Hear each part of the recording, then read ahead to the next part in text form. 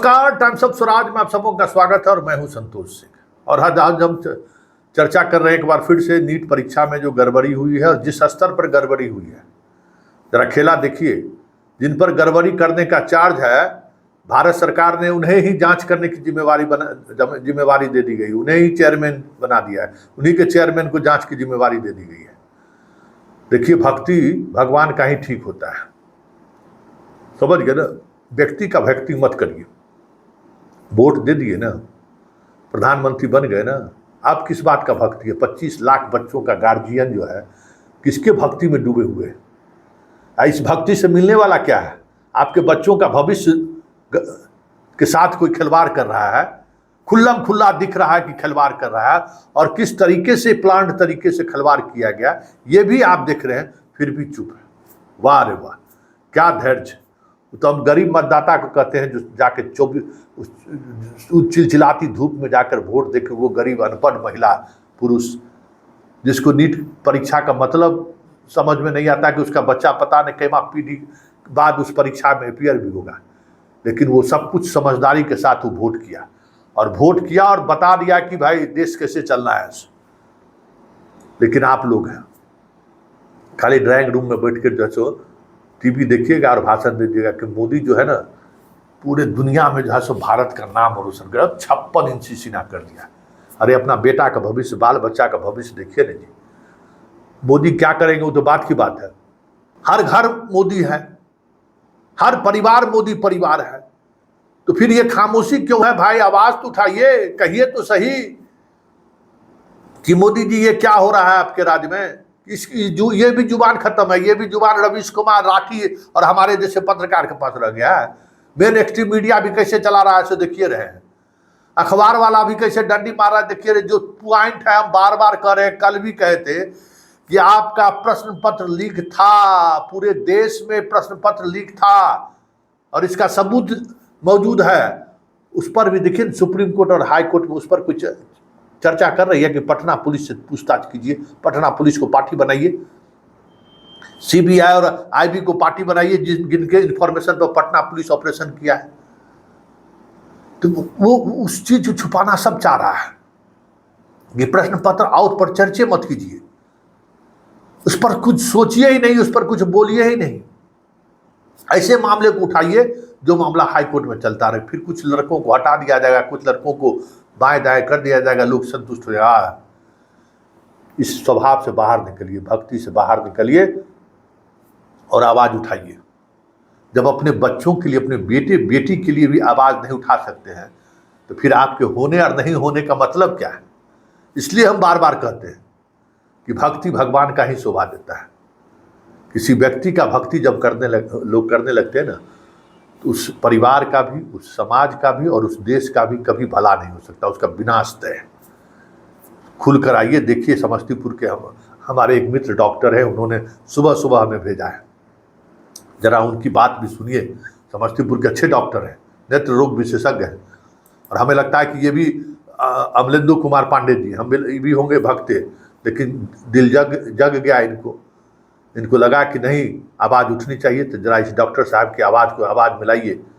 और पूरे देश के जितने भाई देखिए, ये लोग डॉक्टर बन के आएगा तो आप ही के समाज में आएगा ना। ये कितना बड़ा त्रासदी है कि जो बिना पढ़ा लिखा डॉक्टर बन के आएगा, हम ही आपका इलाज करेगा, जेब पॉकेट में कहीं चीज छोड़ देगा, इलाज करेगा, पूरा स्वास्थ्य व्यवस्था चरमरा जाएगा।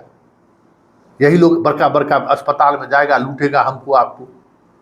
तो जरा सुनिए डॉक्टर साहब क्या कर रहे हैं। डॉक्टर बनाने के लिए एकमात्र नीट परीक्षा होती है कई वर्षों से, और इस साल 2024 में 5 मई को परीक्षा हुई है। एक दिन पहले से ये परीक्षा विवाद के घेरों में है। परीक्षा के दिन तरह तरह के विवाद हुए, कई जगह भाषा के कारण तकलीफ़ें हुई। अंग्रेजी वाले बच्चे को हिंदी पेपर दिया गया, बांग्ला वाले बच्चे को उर्दू पेपर दिया गया, कहीं तो कुछ और पेपर दिया गया। लड़कियों के साथ प्रॉब्लम हुआ, मारपीट हुई, गार्जियन इन्वॉल्व हो गए, पुलिस गार्जियन में झगड़ा हुआ, क्वेश्चन पेपर बाहर आया, जलाया गया। पटना में, झारखंड में, छत्तीसगढ़ में, हरियाणा में, दिल्ली में, जहाँ तहाँ बच्चे पकड़ाए। पटना के बच्चे तो कबूल भी कर लिए, पुलिस को लेके भी गए कि वहाँ पे चोरी हुई है, और हम लोग एक दिन पहले क्वेश्चन आउट किए थे और सभी बच्चे को रटवाए थे, जिससे हम लोग 10 लाख, 20 लाख, 25 लाख, 50 लाख, 60 लाख तक लिए थे।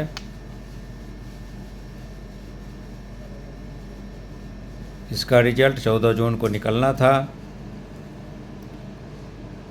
आनन फानन में लोकसभा के परिणाम के दिन ही दोपहर के बाद रिजल्ट निकाल दिया गया कि परिणाम के शोरगुल में ये सब बात दब जाए, लेकिन दबने के बजाय ये बात पूरे देश में बच्चे बच्चे के दिमाग में कण कण में चला गया है, आग की तरह फैली हुई है।